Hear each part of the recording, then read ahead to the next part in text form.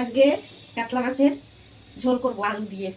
এই যে আলু কেটে নিয়েছি আর মশলা দেবো আদা জিরে বাটা। তা আমি কড়াইতে বসিয়ে দিয়েছি, কড়াইতে একটু মানে উচ্ছে আর আলু ভেজেছি। সেই কড়াইয়ের মধ্যে তেল আছে, এই যে আলু উচ্ছে ভেজেছি, তেল দিয়ে দিচ্ছি। অনেকদিন পর আজকে তোমাদেরকে দেখিয়ে রান্না করছি, কেন আমার রান্নাঘরটা খুব ছোট, মানে এই ফোন রাখার মতো সেরকম পরিস্থিতি নেই। আজকে অনেক কষ্ট করে ফোনটাকে সেট করেছি, তাও সেই এরকম কোনাকুনি হয়ে গেছে। কি করব, জায়গা নেই।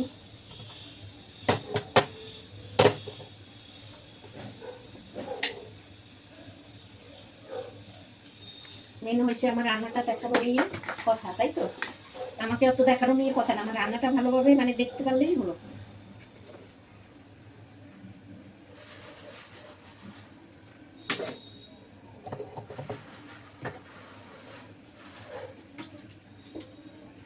তাও বুঝতে পারছি না কতটা কি দেখা যাচ্ছে।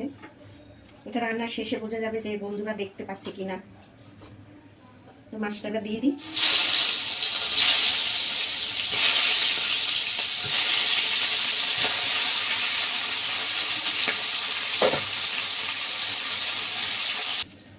মাছ তো সব ভাজা আমার হয়েই গেল। এই যে এবার আমি তেলে একটা তেজপাতা দিচ্ছি, একটা শুকনো লঙ্কা আর দিয়ে দেবো গোটা জিরে। এই ফোড়নটাতেই মাছের মানে টেস্ট বাড়িয়ে দেয় পুরো। ফোড়নটা সুন্দরভাবে পুড়বে। এই যে জিরে শুকনো লঙ্কা তেজপাতার যে একটা গন্ধ না, হেবি সুন্দর। এবার আমি এই যে কেটে রাখা আলুটা দিয়ে দিচ্ছি।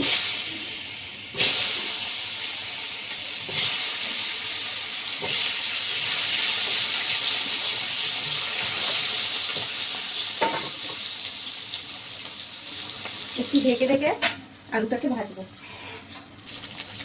এবারে আমি এই 1 চামচ মতো রসুন দিয়ে দেবো। এই আদা জিরে বাটাটার যে ঝোলটা, এটার মধ্যে একটু রসুন দিলে এই গন্ধটা দারুণ সুন্দর লাগে। আর দিয়ে দেবো টমেটো বাটা আর পেঁয়াজ একসঙ্গে বেটেছি। এটা ওই বেশি না, এই যে এই 2 চামচ দিলাম, এই চামচে। এই যে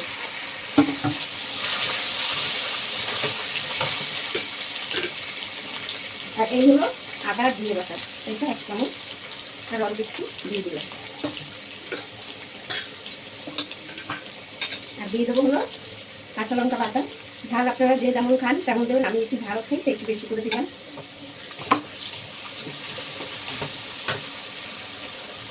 এবার আমি নুন দিয়ে দেবো, নুনটা স্বাদ মতন দিয়ে দেবো। আর হলুদটাও দিয়ে দেবো 1 চামচ, আর এই 1/2 চামচ মতন কাশ্মীরি লঙ্কা গুঁড়ো। এই হয়ে গেল মশলার কাজ শেষ।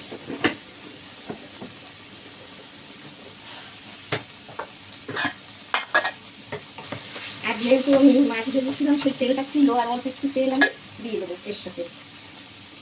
আমি সবসময় এরকম তেল দিতে, মানে তেলটা না বেশি কড়াইতে দিলে যখনই আমি আলুটা ছাড়বো তেলটা উড়ে যায়, সেই কারণে কষানোর সময় আমি তেলটা দিই, তাহলে তেলটা বেশ দেখা যায় খুব সুন্দরভাবে। এবার আমি এটাকে অনেকক্ষণ ধরে ঢেকে ঢেকে কষাবো যতক্ষণ না তেল বেরোবে, আর এই আদা রসুন পেঁয়াজের সব কাঁচা গন্ধটা পুরো চলে যাবে। কষানো তো হয়ে গেছে, এবার আমি জল ঢেলে দেবো।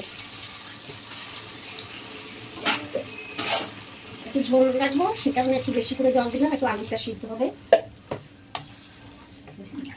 এই ঝোলটা খেতে না এতটা ভালো হয়, মানে না খেলে বোঝা যাবে না যে এতটা মানে টেস্ট হয়। কালারটা সুন্দর।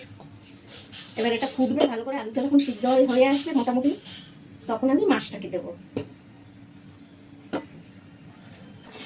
তো মাছের ঝোল তো একদম রেডি, পুরো কমপ্লিট। এবারে এই যে ঘরে বানানো একটু গরম মশলা, এটা একটু দিয়ে দেবো 1/2 চামচ। আর এই ঝোলটা এত টেস্ট হয় বন্ধুরা, কি বলবো, এটা দিয়ে ভাত খাওয়া হয়ে যাবে। ঠিক আছে, এবারে গ্যাসটাকে অফ করে দেবো, এটুকু ঝোল রাখবো।